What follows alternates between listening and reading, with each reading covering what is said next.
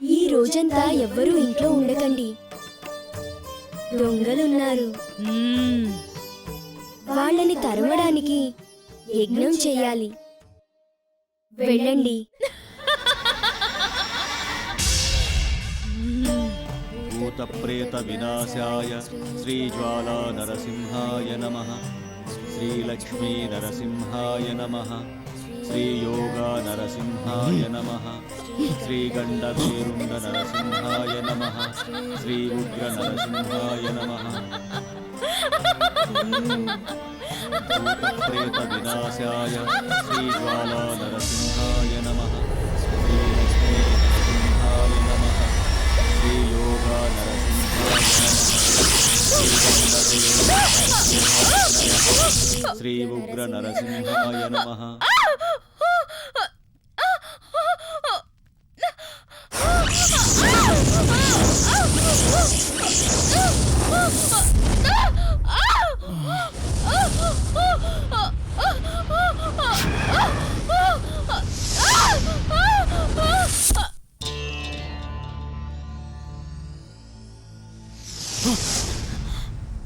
ఏమండి?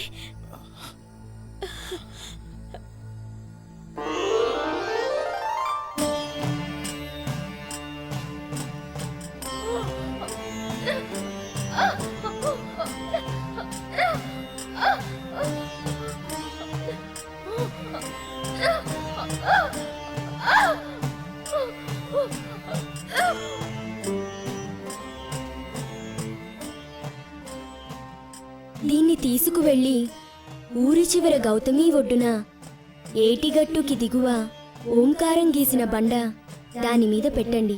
మీరు దీన్ని తీసుకువెళ్ళేటప్పుడు వెనక నుంచి ఎవరైనా పిలిచినట్లు అనిపించినా, వికృత శబ్దాలు వినిపించినా, భయంకర దృశ్యాలు కనిపించినా చలించకండి. దీన్ని జారవిడిచారో ప్రయత్నం వృధా అయిపోతుంది. జాగ్రత్త. వెళ్ళండి.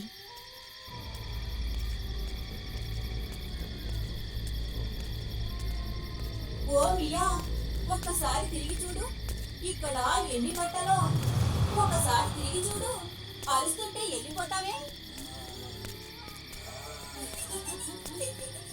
గారు, ఇది పూజ కొబ్బరికాయ కాదు, దిష్టి కొబ్బరికాయ. పడేయండి పడేయండి పడేయండి.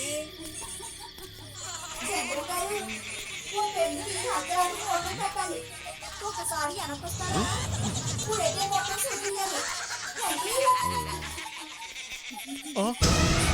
అమ్మా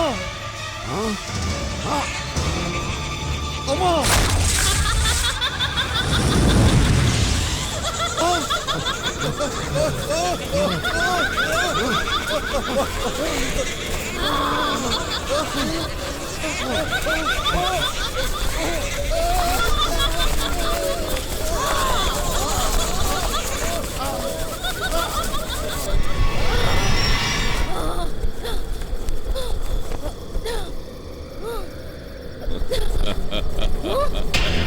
అసరా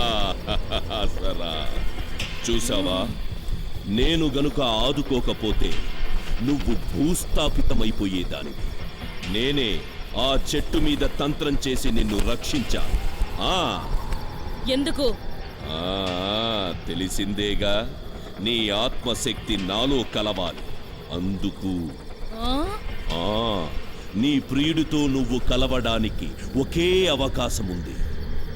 ఆ చిన్న స్వామి ఎంత శక్తివంతుడో ఇప్పుడు నీకు అర్థమయ్యే ఉంటుంది.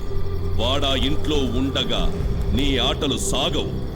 నీ శక్తిని నా శక్తితో కలుపుతానంటే వాడు నా ఇంటి నుంచి పంపిస్తా, లేదంటే నీ ప్రియుణ్ణి నువ్వు చేరుకోలేవు. ఇదే నీకు ఆఖరి అవకాశం. ఆలోచించుకో, ఆలోచించు.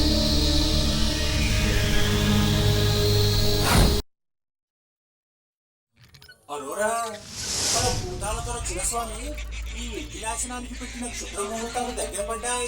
ఆ ఇంట్లో చిరస్వామి చేస్తున్న కరాటకి యజ్ఞం పూర్తయ్యేసరికి ఇంటి మిత్రుల ప్రాణాలు పోవాలంట. చిన్నస్వామి అర్ధరాత్రి పెట్టిన చేతబడి ముహూర్తానికి ఇల్లు కూలి నేలలో కలిసిపోవాలి. యజ్ఞంలో పిశాచి వ్యక్తులు అభిషేకం జరిగాక వివేకు పిచ్చివాడే పీక పిసుకు కావాలని వంశం నామరూపాలు లేకుండా చెయ్యాలని చిన్నస్వామి ఆన రేపటికల్లా నాశనం అయిపోవాలి. నేను ఇంటి పెద్ద పేద పోవాలి, మేము ముసుగు కావాలి. చిన్నస్వామి భూతాల విధి చేస్తాడులే.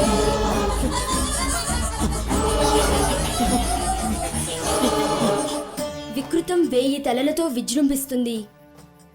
రేపు వివేక్ దశాచక్రంలో ఆఖరి గండం ప్రబలే రోజు. జాగ్రత్తగా చూసుకోవాలి. 42 గడియలు దాటే వరకు నారాయణ మహామంత్రాన్ని ఆవాహన చేసి మృత్యు దిగ్బంధనం చేసి రక్షారేఖను సంధానించాలి. ఏయ్, లే, లే, బయటికి పో. ఏంటి అలా చూస్తున్నావు? నీకే చెప్పేది, బయటికి వెళ్ళవు. వినపడలేదా? చెప్పేది నీకే, బయటికి పో. ఒక్క క్షణం కూడా నువ్వు ఇక్కడ ఉండడానికి వీల్లేదు. లే, నీకే చెప్పేది, లే. బాబు వివేక్, బయటికి వెళ్ళు. ఏమిటిది?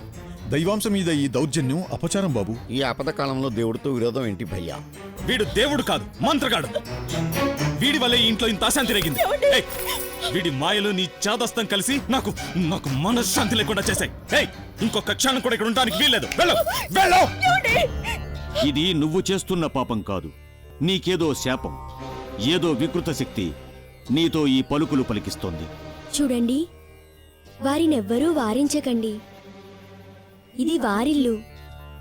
వారు ఉండమంటే ఉండాలి, వెళ్ళిపోమంటే వెళ్ళిపోవాలి. విధి వికృతమైనప్పుడు విశ్వరూపమే తలవంచాలి.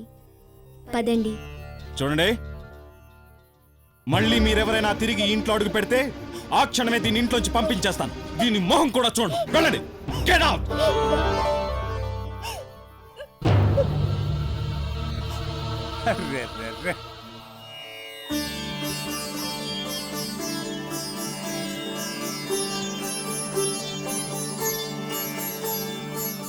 ఏం డ్రామా రాసావు బోతాల బొగత? నువ్వు సినిమా కథగాని రాసుంటే ఆస్కారం వారు నీకే ఇచ్చేసేవారు, లేకపోతే 2 బోతాలు నంపి నువ్వే తెచ్చేసుకునేవాడు. అర్రే అర్రెర్రెర్రే శబా